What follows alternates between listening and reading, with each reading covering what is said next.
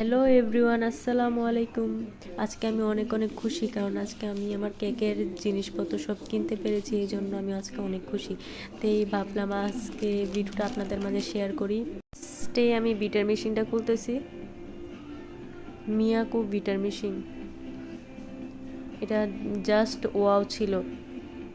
এটা দিয়ে তাড়াতাড়ি বিট হয়ে যায় আর কি, বিট করা যায়। এখানে হচ্ছে brush, butter knife, bread,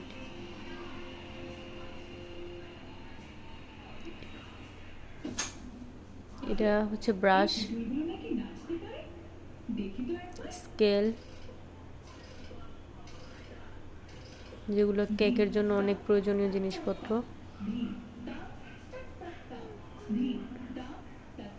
2 pound কেকের বক্স, 1 পাউন্ড কেকের বক্স। তারপর আমি নিলাম বল, মোল্ড, কাপ। মোল্ড হচ্ছে 1/2 পাউন্ড, 1 পাউন্ড, 1.5 পাউন্ড, 2 পাউন্ড। আর এগুলো হচ্ছে নজেল, 9টা নজেল নিয়েছি, 9টা 9 রকমের নজেল। তারপর হচ্ছে টার্ন টেবিল, আমি নর্মালটাই নিলাম। এগুলো হচ্ছে পাইপিং ব্যাগ, আমি 5টা নিলাম। তারপর হচ্ছে কালার সুইট বল, কেকের উপরে সুইট বলগুলো আর কি, এই সুইট বলগুলো নিছি আমি। আর কালার রেড কালার, আকাশি, পার্পেল, সবুজ আর জরি নিলাম।